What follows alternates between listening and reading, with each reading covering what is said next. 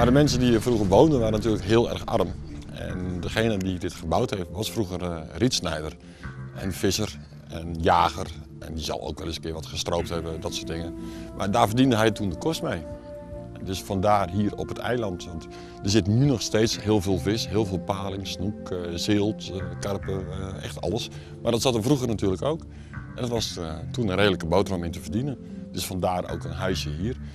Ik woon hier dus op een plek zoals heel weinig mensen wonen. Ik woon hier dus echt zonder gas, zonder water, zonder stroom. Ik sta hier bij de waterput en de bedoeling is dat die straks weer gaat werken zoals het hoort. Er is een pomp in huis. Dat water dat pompt het water uit de put naar boven toe. Doe je de kraan open, heb je water in huis. Alleen ook dat hebben ze vernield, dus ik zal het allemaal moeten herstellen. Toen ik hier kwam, toen was die put dus echt helemaal vol met gasflessen, met potten, pannen, rommel. En de kwaliteit van het water laat denk ik niet echt te wensen over. Dus ik zal daar eerst mee aan de gang moeten om dat verder voor elkaar te krijgen. Eten koken doe ik op buttergas. En als het mooi weer is, doe ik het ook wel eens buiten op het kampvuur, op het rooster, wat aan die kant staat.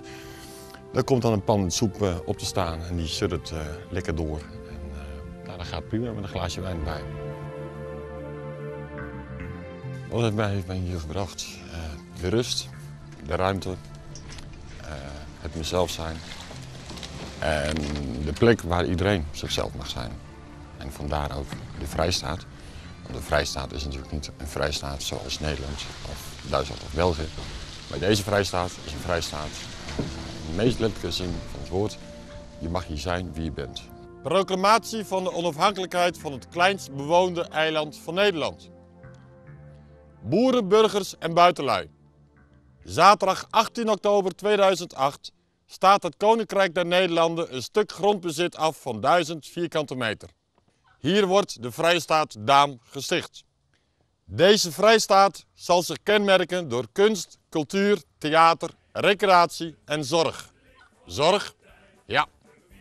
Damdijk is bezig in de nabije toekomst plaats te scheppen voor jongeren en jongere ouderen die bijzondere begeleiding vragen. Dus geen zorgboerderij, maar een zorgeiland. Tevens zal een verre nazaat van de Jaarla-dynastie de kroning verzorgen van Jan van Dam tot koning Daam I. Juist voor de Vrijstaat, dank